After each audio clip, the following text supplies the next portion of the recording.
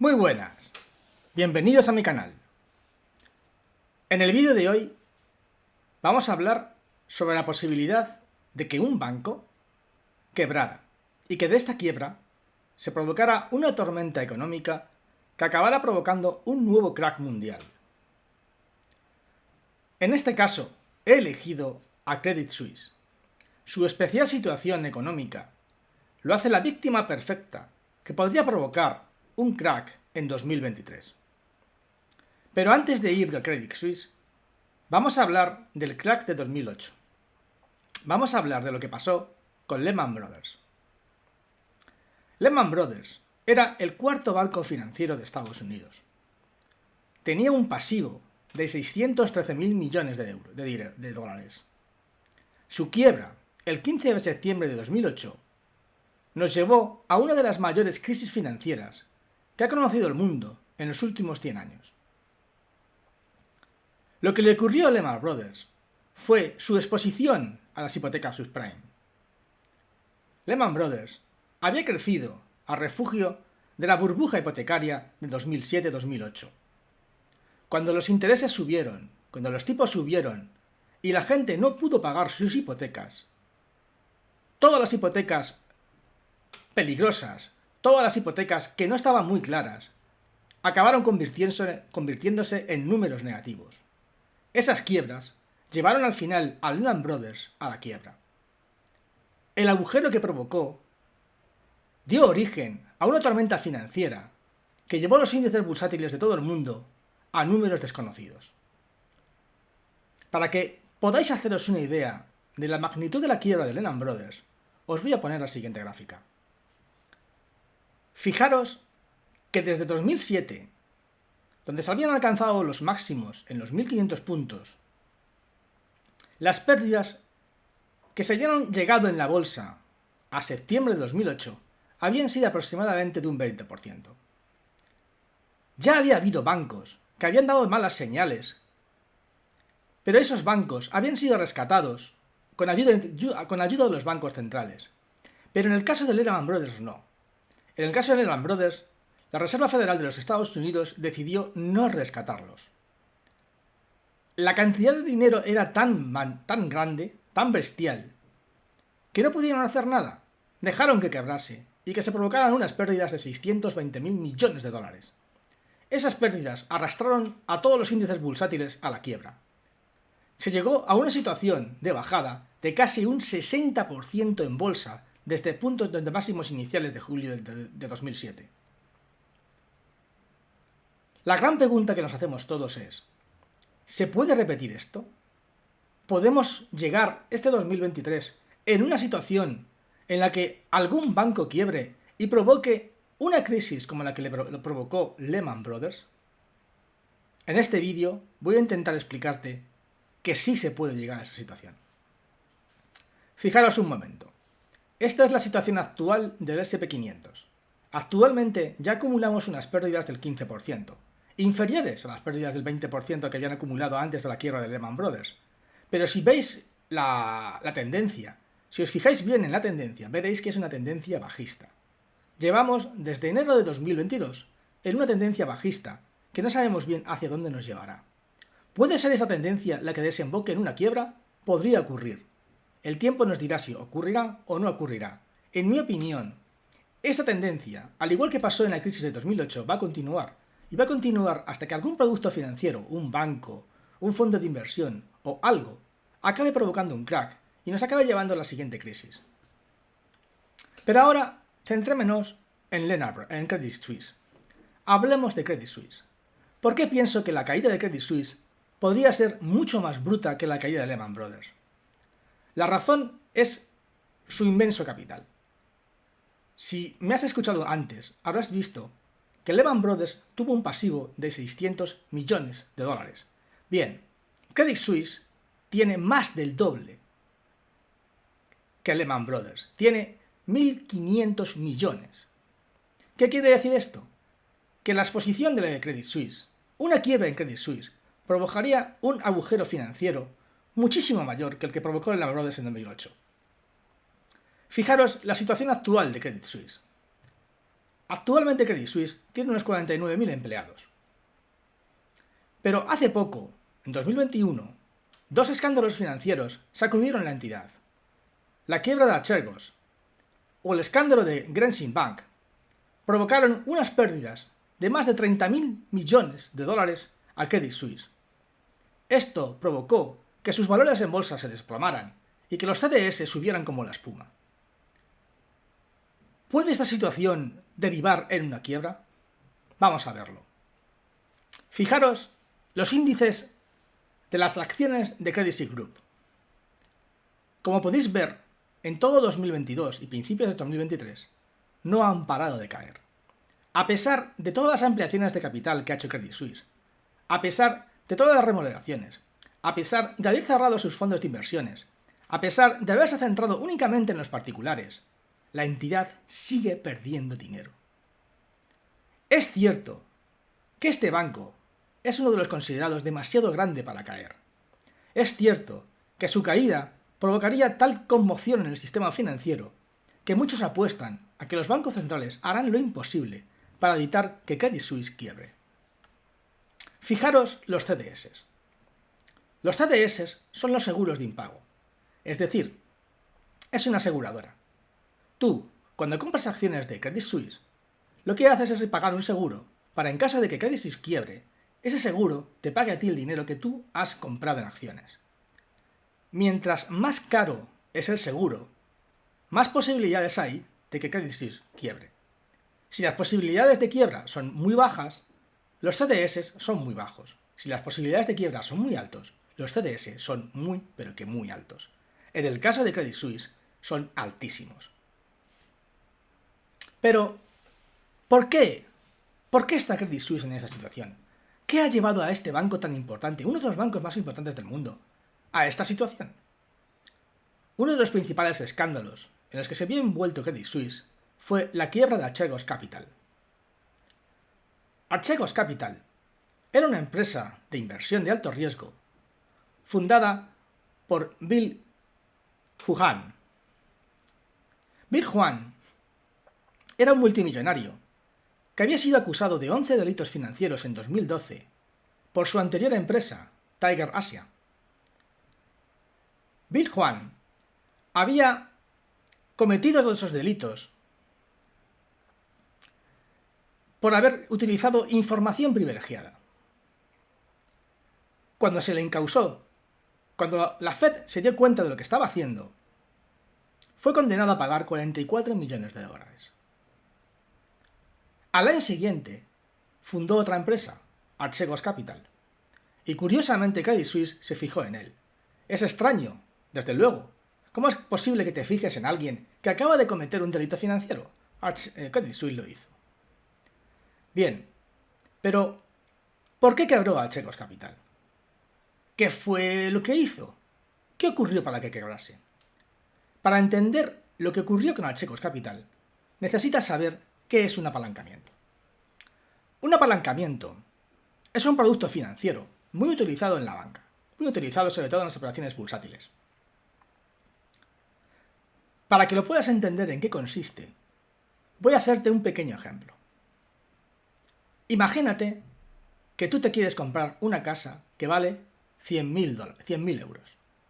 Pero resulta que solo tienes en el banco 10.000 euros.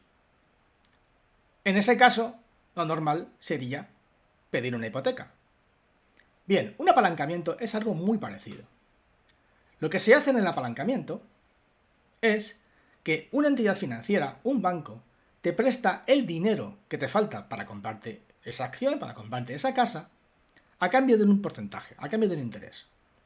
En mi ejemplo, un banco nos prestaría los 90.000 euros que necesitamos a cambio de un interés, por ejemplo, del 10%. Eso en bolsa se consideraría un apalancamiento de 1 a 10. Si al año siguiente yo vendiese mi casa y la vendiese por 130.000 euros, habría obtenido un beneficio de 20.000 euros.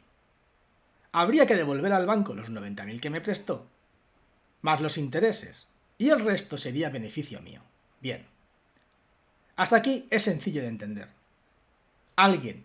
Yo tengo un capital, alguien me presta dinero, Yo con ese dinero compro las acciones y después, con los beneficios, devuelvo el dinero a quien me lo ha prestado.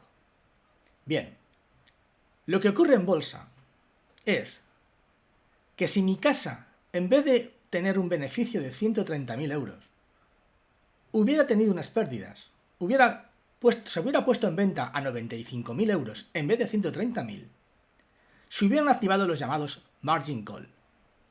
¿Qué son los margin call? Son mecanismos automáticos que se disparan cuando el valor de las acciones baja al 50% del capital inicial de quien compró la acción. Es decir, si mi capital era de 10.000 euros y las pérdidas son de 5.000, costaba 100.000 y ahora la casa vale 95.000, automáticamente se ejecutarían los margin call. Automáticamente, el banco que me ha prestado el dinero vendería mi casa, recuperaría sus 90.000 de inversión y se quedaría con mis 5.000 de beneficio. Bien, lo que le pasó a Bill Hwan fue exactamente esto. Utilizó apalancamientos para hacer subir acciones de Viacom. Cuando Viacom se derrumbó, cuando sus acciones bajaron, las empresas, los bancos que habían prestado dinero a Bill Hwan para comprar esas acciones, ejecutaron sus margin call. Al ejecutarlos, las pérdidas fueron multimillonarias y Bill Hwan lo perdió todo. En esta jugada, Credit Suisse perdió 5.500 millones de euros, más otros 20.000 millones expuestos. Unas pérdidas multimillonarias. Pero, además del apalancamiento, ¿a qué otra cosa se dedicaba Bill Hwan? A los TRS, a los Total Return Swaps. No te voy a volver loco, no te preocupes. Sé que estas explicaciones financieras son un poco complejas, así que voy a ir muy despacio. Los Total Return Swaps, en realidad, son alquiler de acciones. Es decir, un fondo de inversión, en vez de comprar acciones, lo que hace es que te la alquila a ti. Tú tienes una acción, imagínate, de Telefónica, pero no quieres arriesgarte. No quieres que mañana esa acción valga menos y pierdas dinero. Así que lo que haces es que se la alquilas a alguien.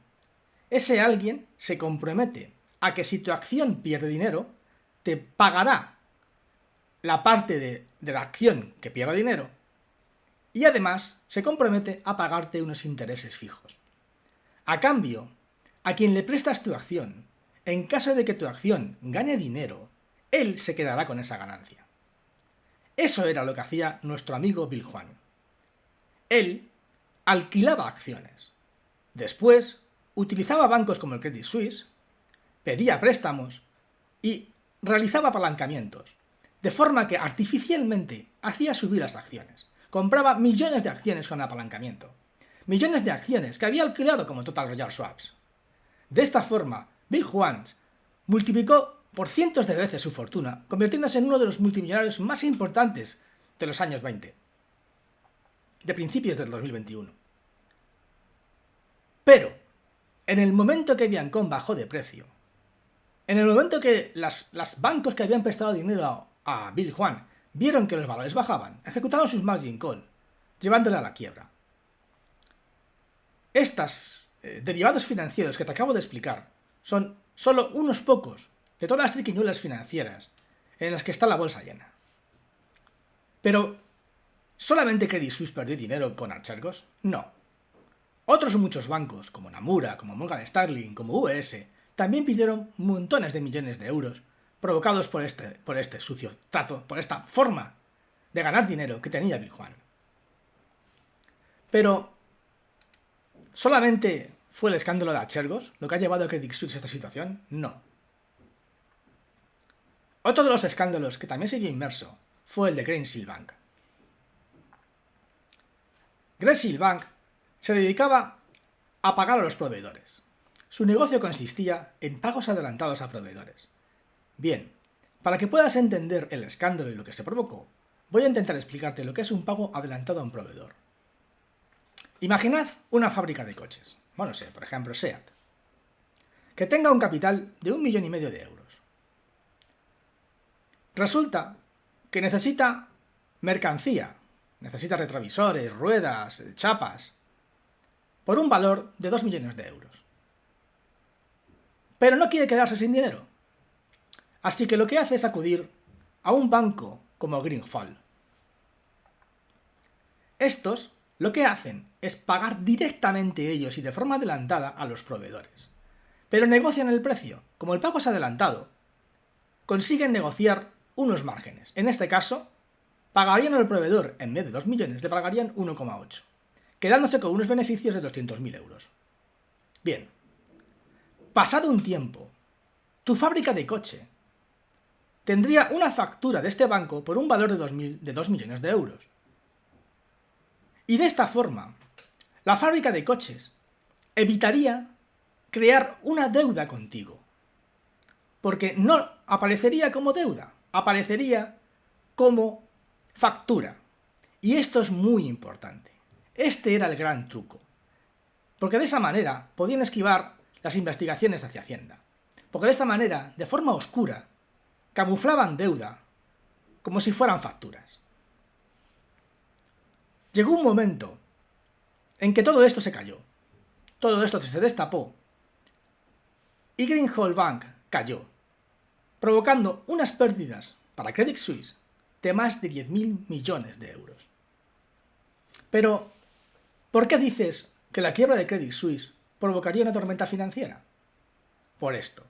Credit Suisse tiene cientos de fondos. Hay cientos de empresas, de fondos de inversión, cantidad de productos que están vinculadas a ella. Si ella cae, todos estos fondos, todas estas empresas caen. Y eso, a su vez, provocaría que todos los bancos que tuviesen dinero prestado a estos fondos, y que a su vez a ellos le tuvieran otros sitios dinero prestado hacia ellos, acabarán también quebrando. Las ondas expansivas de la quiebra de Credit Suisse acabarían llevándonos a todos a un gran crack financiero, por esta razón, por la exposición que tienen todos de unos de otros. Nadie sabría hasta dónde terminaría la contaminación. Pero, ¿por qué piensas que sucedería esto? ¿Qué nos llevaría a esta situación? Fijaos en esta gráfica. Esta es la cantidad de liquidez que los bancos centrales, en este caso el Banco Central Europeo, ha inyectado durante todos estos últimos años. ¿Por qué el SP500 ha subido tanto? Por lo que os acabo de explicar. Como habéis visto en los apalancamientos, los bancos prestaban dinero a los inversores y estos con ese dinero compraban acciones. De esta forma, de forma artificial, hacían subir el valor de las acciones. Bien, lo que hacían los bancos centrales, lo que hizo el BCE, fue prestar dinero, pero a intereses muy bajos, pero solamente a empresas de más de 1 millón de dólares. Es decir, a las empresas pequeñas, a las empresas de menos de 1 millón, les ofrecieron unos intereses mucho más altos que a las empresas de más de 1 billón. De esta forma, los bancos centrales se aseguraban que toda la inflación que estaban creando, que todo el dinero de monopolio, todo el dinero artificial que creaban, nunca llegara al suelo. Siempre se quedara en empresas muy grandes que compraban acciones y que de esa forma aumentaban el valor de la bolsa. Es por esa razón por la que toda esta bolsa, toda esta liquidez, ha ido creando cada vez más ganancias al SP500, por ejemplo. Este dinero artificial, utilizando apalancamientos, utilizando Total Royal Swaps, utilizando miles de derivados financieros, acababan jugando con la deuda y acababan creando riqueza de manera artificial. Aquí lo vas a ver mucho más fácil. Si te fijas en esta gráfica, la raya azul son los intereses que tiene que pagar una empresa con un capital de más de 1 millón de euros. Perdonad, de menos de 1 millón de euros. En cambio, la línea negra son empresas con un capital de más de 1 millón de euros. Como podéis apreciar en esta gráfica, a partir de 2011, las empresas muy ricas tenían cada vez unos intereses menores, mientras que las empresas muy pobres tenían cada vez unos intereses mayores. Esto era porque las inyecciones de liquidez por parte del Banco Central Europeo eran, de esta forma, derivadas a las empresas con más capital y quitadas de las empresas con menos capital. De esta forma, el dinero siempre se quedaba en la capa de arriba y siempre iba a casas, a acciones, pero jamás iría a empresas pequeñas o al usuario de la calle. Aquí tenéis otro ejemplo.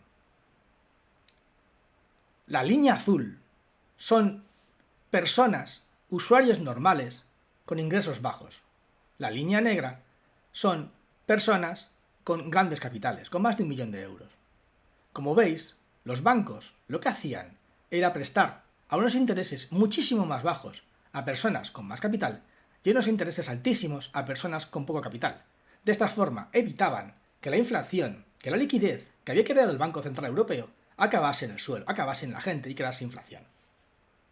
Espero que hayas entendido con este vídeo y de forma muy clara lo que ha pasado todos estos años. Cómo el Banco Central Europeo iba inyectando dinero a bancos como Credit Suisse y cómo Credit Suisse después buscaba otras empresas a los cuales llenaba con esta liquidez que inyectaba el Banco Central Europeo. Cómo estas empresas, jugando con acciones, realizando compras masivas, creaban riqueza artificial, de manera que la bolsa subía, subía, subía y subía. Después, más adelante, cuando esas empresas empezaban a tener problemas, cuando esas acciones bajaban, el tortazo era terrible y se perdían miles y miles de millones. Esto es grave y esto pienso que puede ser una de las causas que nos lleven a una quiebra en este año o en los sucesivos años siguientes, a medida que los tipos de interés sigan subiendo y estrangulando todo el dinero que antes fluía sin problema a la bolsa. Espero te haya gustado este vídeo y recuerda, el que busca la verdad corre el riesgo de encontrarla.